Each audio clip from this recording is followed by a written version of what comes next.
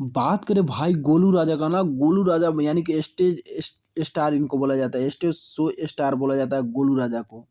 तो गोलू राजा का एक बहुत ही दर्दनाक गाना रिलीज हुआ है, जिस गाना का टाइटल है जान के होता कन्यादान।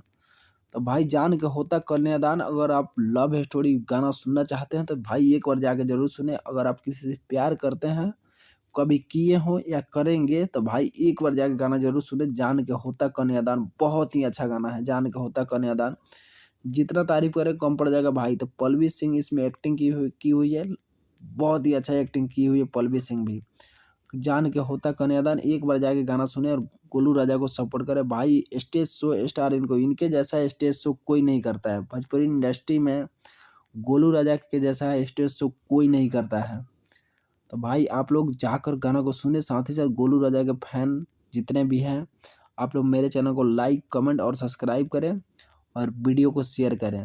इतना शेयर करें कि भाई मेरा वीडियो भी ट्रेंडिंग में ट्रेंड कर जाए।